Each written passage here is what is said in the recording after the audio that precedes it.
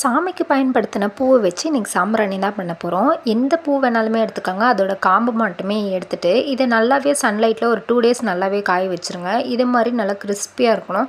இந்த டைமில் இது எல்லாமே ஒரு மிக்ஸி ஜாருக்கு மாற்றிக்கலாம். இது கூடவே கொஞ்சமாக கற்பூரம், தூள் சாம்பிராணி இதையுமே சேர்த்து நல்லா ஃபைன் பவுடராக அரைச்சிக்கோங்க.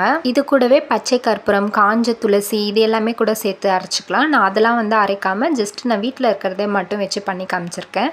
இந்த அளவுக்கு பவுடர் ஆகிட்டோன்னா இதை ஒரு பவுலுக்கு ட்ரான்ஸ்ஃபர் பண்ணிவிடுங்க. இது கூடவே 2 ஸ்பூன் அளவு ஹனி சேர்த்துக்கங்க, 2 ஸ்பூன் அளவு கீ சேர்த்துக்கங்க.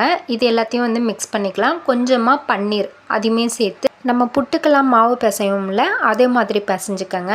பிசைஞ்சிட்டு இப்போ ஷேப்புக்காக நம்ம கோன் எதனா வச்சுக்கலாம், அப்படி இல்லைனா ஷேப்பர் எதனா வச்சுக்கலாம். எதுவுமே இல்லைனா ஜஸ்ட்டு நான் எப்படி கையில் பண்ணுறேனோ அதே மாதிரி நீங்கள் பண்ணிக்கோங்க. உள்ளங்கையில் எடுத்து வச்சு ஒரு கோபுரம் மாதிரி பிடிச்சி வச்சுக்கோங்க.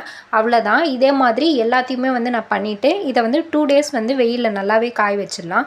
இது இன்னுமே கொஞ்சம் க்ரிப்பாகவும் அந்த அளவுக்கு நம்ம வெயிலில் காய வச்சு எடுக்கணும். இதை அப்படியே ஒரு பாக்ஸில் போட்டு நம்ம ஸ்டோர் பண்ணி வச்சுக்கலாம். நம்ம எப்போல்லாம் யூஸ் பண்ணுவோமோ அப்போ மட்டும் எடுத்துக்கலாம். அது வரைக்கும் அந்த பாக்ஸ்லேயே வச்சுக்கலாம். ஒன்றுமே ஆகாது. நல்லா க்ரிப்பாக ஆகுற வரைக்குமே நல்லா காய வச்சுக்கோங்க. இந்த அளவுக்கு கலர் சேஞ்ச் ஆகணும், அதேமாதிரி க்ரிப் ஆகணும். இப்போ நான் உங்களுக்கு இதை நெருப்பு வச்சு பற்ற வச்சு காமிச்சிருக்கேன் பாருங்கள்.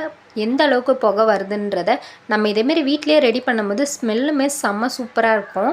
₹1 கூட செலவில்லாமல் வீட்டில் இருக்கிற திங்ஸை வச்சு அதுவும் காஞ்ச பூவை தூக்கி போடாமல் இதே மாதிரி செஞ்சு பாருங்கள். சப்ஸ்கிரைப் பண்ண மறந்துடாதீங்க. பாய்.